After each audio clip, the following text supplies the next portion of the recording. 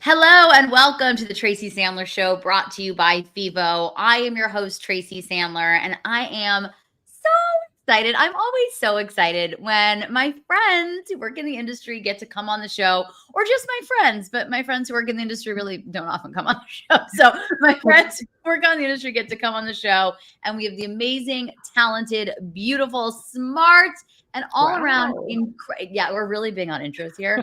Incredible Bridget Condon of the NFL Network. Bridget, welcome back. You have been on before. Thank you so much for having me back. I was so excited when I got your text to join because we've just been seeing so much of each other lately. So why not turn it into a little business soiree? I love it. I love a business soiree. And then later, let's talk about what we're doing this weekend because we've been together every weekend. Aside from taking pictures with your new camera, you guys, Bridget got a new camera, and I think it's worth discussing on this podcast. Okay. Are we allowed to talk about this? Absolutely. Okay, so let me just tell everybody, if you haven't heard of who Alex Earl is, which I don't know who your audience is, but I imagine some people are younger and might know, very famous TikToker. She is really good at influencing. And so she takes these photos and she's like, I swear to God, it's the camera. I don't even edit it. And I'm like, there's no way that one camera can be that good. Well, I did my research and I figured out that this camera really is that good. It's called the Canon G7X Mark III. But the issue is it's been sold out everywhere in the US for literally 2 years. People have been trying to get this camera. You can get on lists and they'll email you that it's available, but they go so quickly. So we have family in Japan, and I randomly was like, hey, if you guys see this camera in one of the stores in Japan, let me know. Because I wasn't ready to get the camera because it's an expensive camera. That's an investment. And I'm not someone who's super frugal, but I was like, okay, this is something I'll have to think about. I woke up one morning to a screenshot of the receipt. They had bought the camera. Somewhere it got lost in the translation that I was just curious if they existed there. Then I had the camera. So I was like, okay, well, I guess I'm paying for this camera now. But it's an investment. It finally got here from Japan yesterday. And let me just say, if you thought you were ugly, you're not. It's just that you don't have the Canon G7X. This camera makes everybody look gorgeous. So if you go to my Instagram and you're like, did she get work done? No, but I did get a new camera. And I can't say a bad thing about it. Well, and a fun little side note of the story is Bridget sent me, we were at dinner talking about this. So she sent me the link to it on Best Buy. She's like, this is it if you can ever find it. And when you sent it to me, it was like a Sunday night and it was certainly sold out. Then on Monday, for some reason, I clicked back on it because I was like, wait, this is the one. And it said available. And I was like, oh my God. So I bought it. And then Bridget looked 2 minutes later and it was not available. So I just got really lucky. It is shipped. I have not gotten it yet. I'm very excited. I also will tell you guys that Alex Earl is really good at influencing because the ring light that's clipped to my computer right now for this podcast is a ring light that Alex Earl used that I bought on TikTok. So she is killing me. She knows what she's doing. She does. She really does. You know what? I'll listen to her. I contoured my face makeup today with the brush that she influenced me to buy. So she's getting a lot of really good publicity on this podcast. And I know people are probably like, why are you talking about this? This has nothing to do with football. But Alex Earl does have something to do with football because obviously she's dating Braxton Berrios. Yeah. So full circle, football. You guys, football. And speaking of football, because we'll get into it now. However, I've really enjoyed the first part of this podcast discussion. And I'm really hoping that our listeners did too. We are going to talk about football. I did a terrible job segueing that, but we are going to talk about football. The 49ers wrapped up mini camp this week. They are off for 40 days. That also means that someone talking gets a fair amount of time off, and she's really excited about it. We're going to talk a little bit more about that later, but kind of some pretty big news out of mini camp this week. I'll start with Christian McCaffrey signs his extension. Very smart move for everybody involved. Actually creates more cap space for the 49ers for the next couple of years, but he signs his extension. He hadn't been at OTAs. There were a lot of discussions. Is it because he's getting married and he's doing stuff with that, which may have been part of it? Is it because he wants a new deal? This was like the easiest, it feels, like most surprise deal ever. Bridget, please go ahead. I was just going to add, your listeners are literally going to be like, never have this girl back on, because I was going to add, did you see what, maybe it was because he was doing the voiceover for Olivia Culpo's Get Yes, Ready. it was amazing. Yes, it was if you haven't seen that.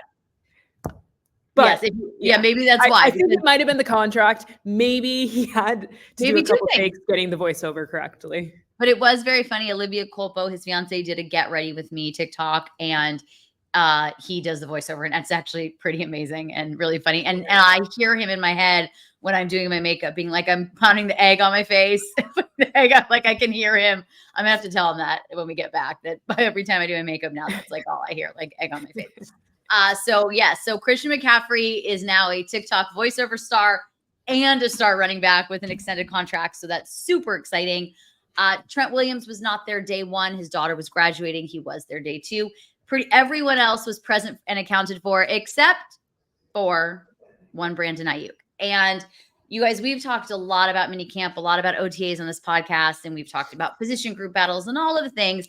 I had Matt Mayoko on last week, and we talked about Brandon Ayuk, and I said at that point I had no doubt this was going to get done. And Matt Mayoko felt like maybe there was some doubt that this was a little bit different than Deebo Samuel and Nick Bosa. I had Ian Rappaport on the other day who felt like it would probably get done. A deal is not imminent, but probably get done. I now have Tracy Sandler, me, talking. And I was so confident that this was going to happen. And I do still believe it will. But there is now a part of me that believes it won't. And he may just be playing this last year on his current contract and then seeing what happens. I don't know quite how to describe it. It feels different. And I don't know if it's because he didn't show up to mandatory minicamp, which Deebo and Nick Bosa did. And as Kyle Shanahan said the other day, some guys show up so they don't get fined, and then some guys don't and they get fined. And so it could be as simple as that. But there was something that I mentioned the other day on the pod that I'm going to reiterate, that when Deebo was at mandatory minicamp, things were ugly. There had been a trade request. He'd unfollowed the team. The Instagram had been scrubbed, all of that. But when they were doing drills and the offense scored, his excitement level, like you couldn't fake it. He's jumping. I mean, you're in a May mini camp or June mini camp, and he is jumping up and down, and he's so excited. And I was like, everything's going to be fine. So I don't know if it's just that Brandon wasn't there, and it could be as simple as Kyle being right. Like, he just doesn't care if he gets fined. But this one, maybe it's different, Bridget.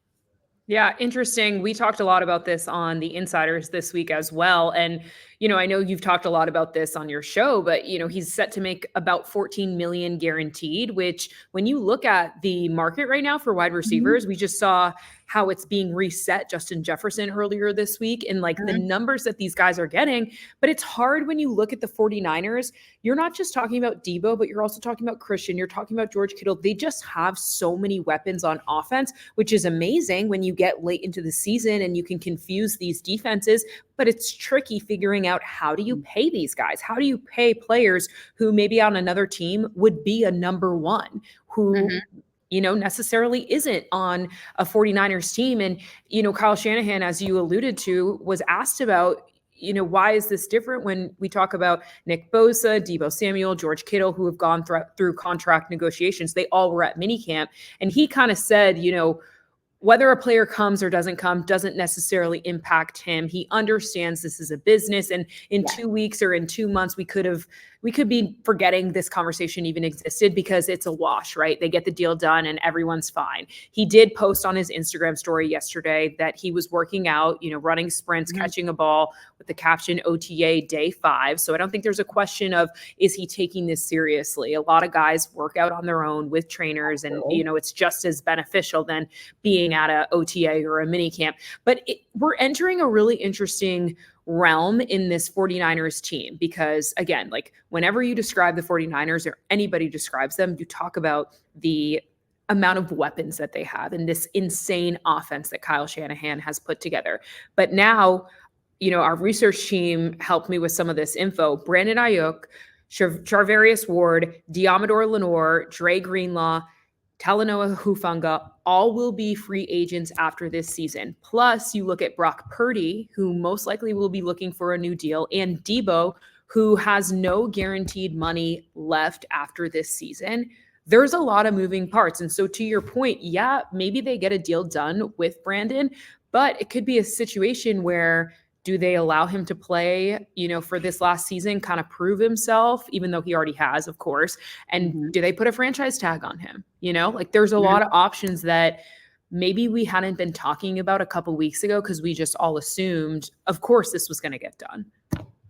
Well, and I think with all those guys you talked about, it's interesting. The reason that I have felt so strongly through all of this that it is going to get done, and this could change, and it's a business and things change and all the things, but my understanding is that the 49ers really see Brandon Ayuk as their true wide receiver one and their wide receiver one that's going to stay a long time. Some of the guys you mentioned, like Deebo Samuel, for instance, I wouldn't be the least bit surprised if they either release him next year, he gets traded, something like that. I think Kittle will be another interesting one next offseason. What do they do there? Deommodore Lenoir and Charvarius Ward, chances of them being able to keep both of them are very, very slim. Talanoa Hufanga is coming off an ACL injury. Jair Brown did well in his absence. They've drafted Malik Mustafa. Like they've thought these things through. So it is going to be interesting to see how this all plays out. But I have always felt and kind of understood that was their thought process, but we're going to have to see. And I guess the other thing is if there was a year to replace Brandon Ayuk in the draft, this was it. And they didn't do it. And they didn't make the big trade to do it. And so if there was a year to have a really high price receiver at a low rookie price, this was it. And they didn't do it. So I still feel like this is going to get done, but you're right. They could tag him. The question is, will he play on the tag? I mean, there's also a lot of things that he could just hold out. I don't think he's going to hold out an entire season, but this becomes an interesting conversation also in terms of performance, because I have always been of the opinion that players should hold out. They should get everything that they should get because this is a business. And one play and it could all be over. Different than any other. People forget that. Yes. And so I've always been such a believer in that. So I'd like to preface that before I come up with this next point, which is that both Deebo Samuel and Nick Bosa have been very vocal in saying that their holdouts affected their seasons. I mean, Nick, by the second half of this last season, was pretty much back to form. Deebo was not himself that season after. In his own words, I don't remember exactly, it was something along the lines of like, I sucked. It was like something along, or I was trash or something along those lines. So if you are Brandon Ayuk, how long do you hold out? How long do you, or do you say, you know what, I'm going to show up, I'm going to play on the tag, and I'm going to ball out this year. And then so if it's not them, it's somebody else going to get paid. There's just a lot of moving parts, a lot of things to consider. You're right. In a couple months, this may be a moot point. In 6 weeks, they may get this thing done, but it will be interesting to see. Now, they do have a lot of cap space at the moment.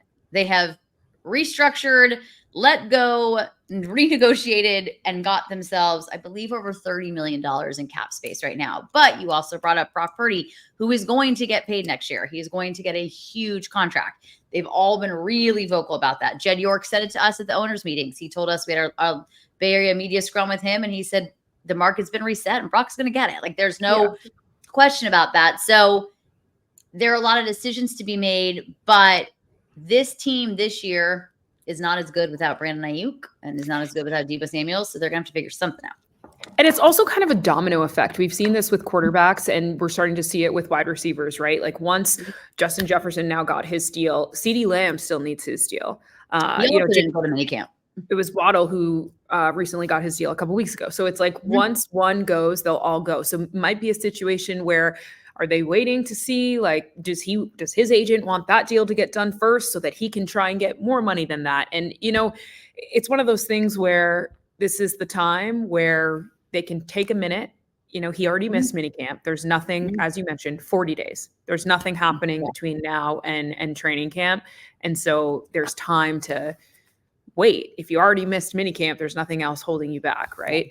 And another thing, I'm sure you've talked about it, I know you've talked about it, is the rookie wide receiver. I know you mentioned they didn't trade up to get one, but they did get Ricky Pearsall. Yeah. And in talking with people around that organization, they've been incredibly impressed with him. Kyle Shanahan even saying to reporters that he has great hands. That's why you're not seeing a lot of drops. You've been at practice seeing the connection with Brock Purdy, and, some other people telling me that they love his confidence and like he's a guy that keeps getting better and better. So, I mean, we've seen receivers go late in the draft that people don't expect to be good. Puka Nacua, for example, Cooper Kupp, even, for example, and now our star receivers. Ricky wasn't even late. Ricky's a first round pick. Rounder, he just wasn't like, and I always felt like, and maybe it ends up being different, I always felt like Ricky was kind of drafted as Debo's replacement next year. Yeah. Obviously, a guy who will contribute this year 100%. Your top four are going to be Debo, Brandon Ayuk, Juwan Jennings, who just got his contract, and Ricky Pearsall. But I kind of always felt like that was, but he could be that. Maybe it's not Debo. I do still think in my heart of hearts, they are going to figure out a way to get this done. I just think that's kind of, I just think they will figure it out, and they're not going to want to be a distraction. They're not going to want it to bleed into the season. I think Amon St. Oh my God, why am I saying Ra? Yeah. Thank you. Thank you. I think his deal is probably more, but his deal I think is a little bit more on the level of a Brandon Ayuk deal. I think will end up being a similar kind of thing. So, we'll see. We got 40 days. And what really the nice thing for all of us about it not getting done yet is that gives us 40 more days to talk about it, speculative, watch his Instagram story, what he posts, what he doesn't post, what he deletes, who he follows, who's he following, what emojis is he using. Like, really, it's going to be I would prefer, if they're going to do it, though, like either do it tomorrow or like the day before training camp. Like, if you could please not do it on the 4th of July, the 3rd of July, the 5th of July. That's not how they do things. That makes you feel better, because that's not how to do things. Kittle, Warner were both done like right before training camp. No, this was a few years ago, so different times. Debo held out a few days of training camp, and then he was there. It wasn't very long. Both obviously held out all of training camp, and it was the 11th hour. I remember my colleague Nick Wagner and I land in Pittsburgh on our way to the hotel, each of our own hotels. We were like sharing an Uber, watching, because we weren't there on Friday because we got to Pittsburgh Friday, watching Nick's press conference on a computer, like on the computer in the Uber. Like, it was very much the 11th hour signing. I feel like Brandon Ayuk is going to be somewhere between Debo's timing and Nick's timing, maybe closer to Nick's. There's my hot take prediction. Okay. You heard it here first on the Tracy Chandler Show. Yeah, I think it's just like a take. I think it's not even that. It's not like that hot. I think it's like lukewarm. It's like just a take. I think that's prediction. My feeling.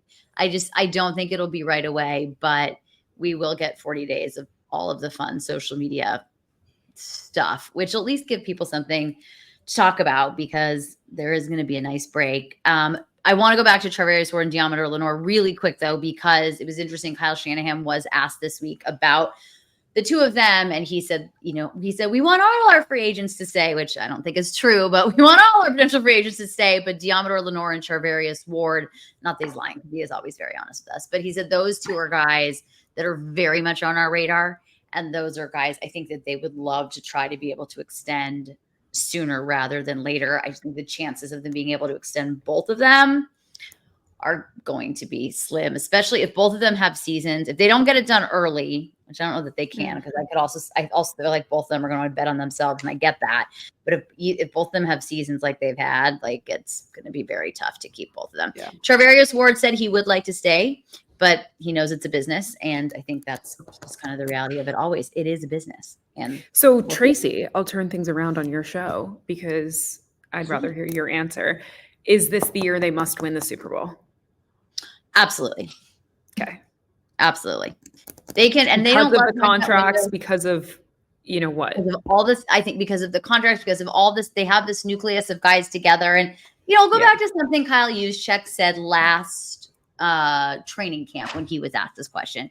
And he said, well, I mean, I don't know about windows. Like, when we drafted Elijah Mitchell in the 6th round, I don't know that we knew he was going to be what he was going to be. When we drafted Deommodore Lenoir in the 5th round, I don't know that we knew he was going to be what he's going to be. So the thing, certainly Brock They didn't know he was going to be what he was going to be. So the things with the windows is you never know, and different windows can open.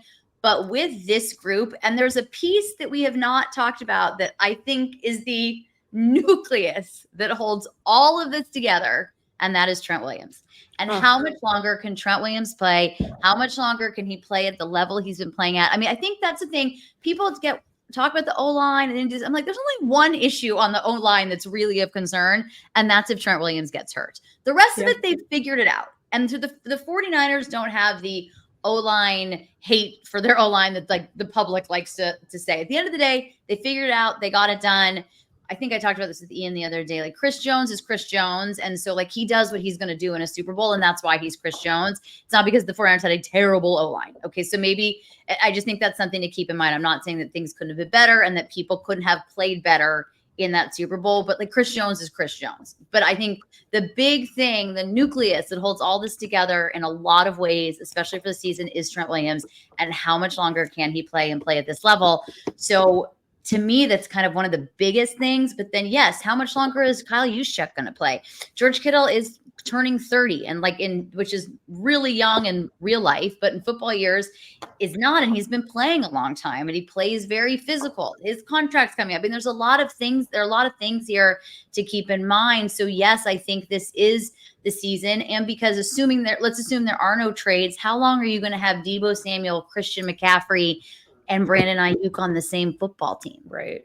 It's what a luxury to have Deebo Samuel and Christian McCaffrey on the same team. It's an incredible luxury. How fun has it been? So fun. And for Kyle Shanahan, it's like gotta be like the biggest dream come true. So now you add in Ricky Pearsall. I do think there are a lot of things he can do. I think this new kickoff rule for the 49ers is going to end up being a little bit of a game changer because they have the personnel to really take advantage of this new rule. I do think, yes, this is the year. I don't think anyone's getting fired if they lose, but yes, this is their year. Yeah. That they have to win it. I agree with everything you just said. That's why I have you on. Yeah. I'm not here to stir up controversy. You know, this isn't one of those talk shows where we fight. I'm like, maybe that's why we're here. People probably want me to argue. No, Tracy. I'm like, yeah. That's why I'm not on a. I would actually love to hear someone being like, "No, they don't got to win the Super Bowl this year. Whatever. There's another season coming right after." I don't feel like anyone feels that way. Imagine like being on the show with Stephen A. and being like, "Yeah, I agree." You'd be like, "Oh, they'd be like, get her off." Yeah, like this is not. We didn't look for this at all. But I do think I also think that is a topic that pretty much everyone in the NFL world could agree with, that like they got to win it this year. Yeah. And you look at the last several years, and this is not, I am not on this like Kyle Shanahan can win the big one train. Like Kyle Shanahan can't, do you know how many big ones he's gotten to get to the big ones? Like he can win big games. It's just really hard to win Super Bowls and NFC championships. But especially with Patrick Mahomes. Especially with Patrick Mahomes, 100%.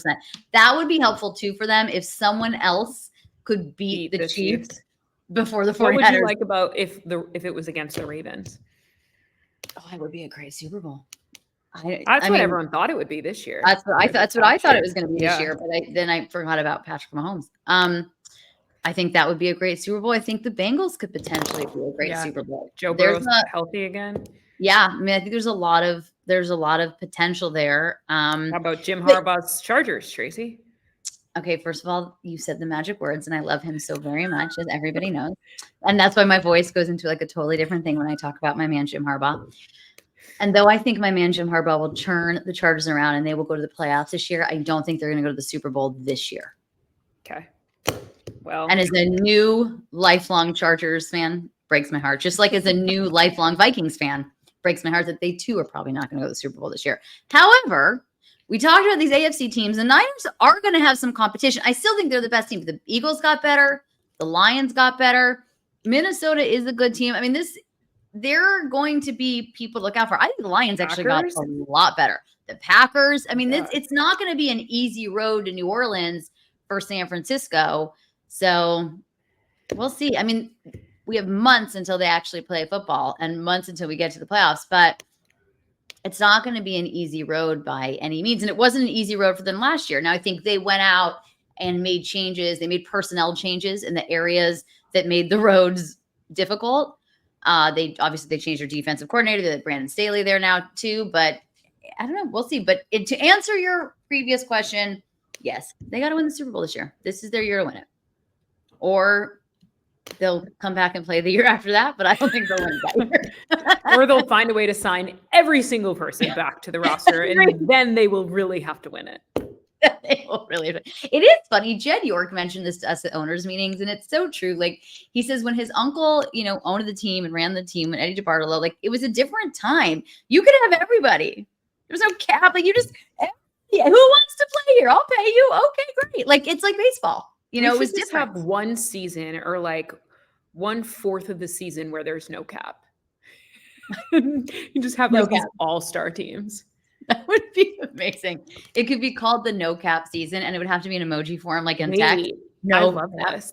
The no cap. I don't hate it. Season. That's what they should have done in 2020, like to raise viewership. Forget about the end zone cameras. You should have had a no cap season with the no cap emoji. Next pandemic, we have the idea. We do. If we are not here, we should write it down. So in case it's like hundreds of years from now and we're not in here a time capsule, open this in your next pandemic. No cap season. They're going to be like, what are you talking about? Football? We have AI. Yeah. We have AI football. No cap. Yeah. They're not real people. They're not real. We don't have to pay anybody. It's amazing. They keep winning every year. So we've talked about the 40 days. And so before we head out, I want to talk a little bit about what this 40 days is kind of like for us. So people always ask me, I'm sure they ask you too, in like after the Super Bowl, what are you going to do for the off season? And I'm like, well, in 2 weeks I'm going to the combine, and then free agency starts. Then I have owners meetings, and then the draft, and then rookie mini camp, and then OTAs and mini camp. So there's little breaks, and sometimes it's later, but there's no true off season until now. And so I just, as an NFL reporter, I know I'm going on vacation. Very excited about it. I'm going to actually really unplug for a few weeks where like I really just don't do any work. It's the best, especially because in our business, there's 6 months out of the year, we are working 7 days a week. There's no such thing as a day off. And not 8 hours. It's like no time you're checking your email because things are happening after 5 o'clock. 100%. Even I always try on Fridays, we do the Friday 5. And I finish that and it goes live at 4. And I try at that point to give myself a day and a half off, but that's not really a thing because on Saturday, inevitably the 49ers make some roster move for Sunday's game. If they're playing Monday night, then they're practicing on Saturday. So Sundays, there's never really a thing. So we get to really unplug during this time. So Bridget, what are you going to do in your 40 days?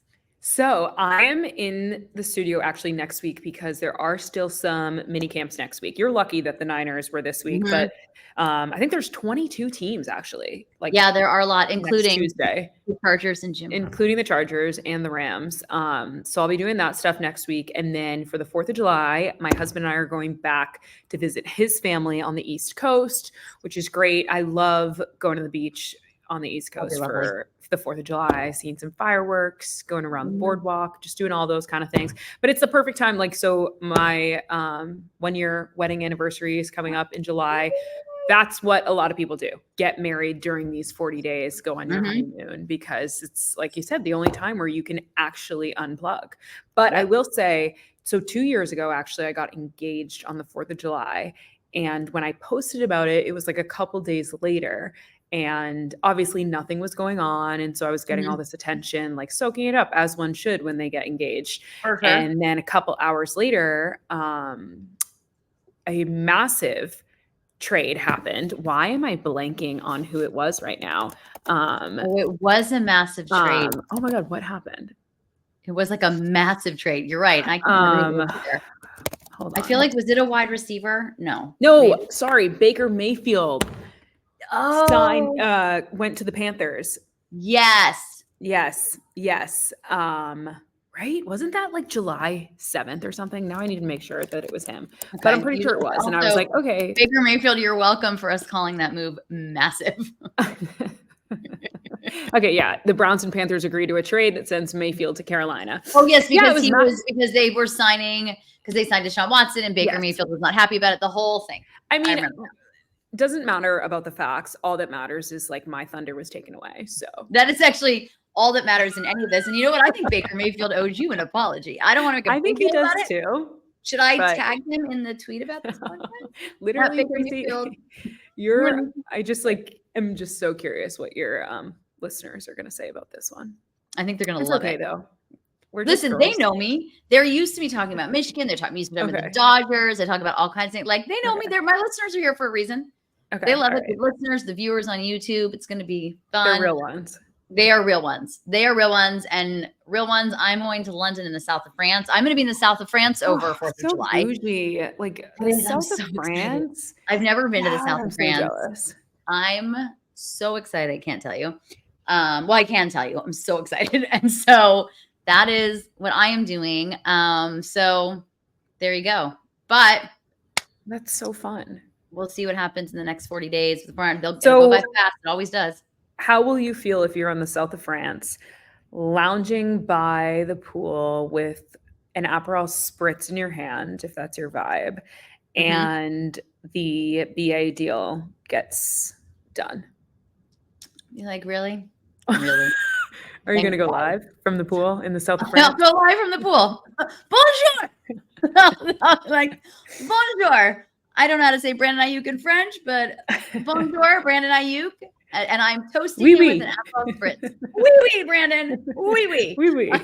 Toasting you with an Aperol spritz, but I feel like that's probably not going to happen. But and it's because it is July 4th week, but you never know. You just never know. But I feel like it's not going to happen. But if it does, I will toast him. I'll go live. And I just think that's not going to happen. And I really hope they get that deal done when I'm not in the south of France. Do you think there are Niner fans in France? Yes, I do actually think there are Niner fans in France. The Niners have fans. They travel very well, we know, within the country. When we were in Mexico City, it was like incredible how many 49ers fans are there. But yes, I think there are Niner fans in France because they were so good for so long. And because Joe Montana was such a big deal and Jerry Rice, I think you have people who became Niner fans. You probably had a lot of expats that were Niner fans and it's generationally. So yes, I do. We'll see if I find one. Except I will be trying to be undercover. So nonetheless, if I find one, I'll let you guys know. Okay.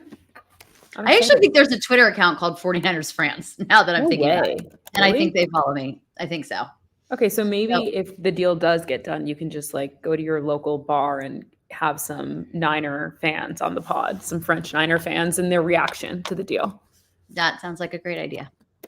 Into it, except I'm not going to do that. But maybe I'll ask people while I'm out. So yeah, there's that. But here's to a great summer, and here's to the Brandon Ayuk getting done either before or after I'm in the south of France. Cheers to you guys for making it through this pod. Cheers to you guys. I think they've loved this pod. Guys, tell us what you think on the Twitters. Bridget, please let everyone know where they can find you. You can find me right here on the update desk or on social media at Bridget Condon TV, I believe is my Instagram. Twitter at Bridget Condon _. I've been trying to get the at Bridget Condon. Some girl created it in like 2010, has never really had a tweet since then. But so for then, I'm Bridget Condon _. Okay. Well, maybe that'll be a goal for you in the next 40 days. You guys, I'll put it on my vision board. Put it on your vision board. You can find me on Twitter at Tracy FGSN, on Instagram and TikTok at Tracy Sandler. We are brought to you by FIVO. We are brought to you by Bet Online. If you like what you heard, and I know that you guys really did, make sure to give us a 5-star rating and a super positive review. And with that, I will talk to everybody next time. Bye, all.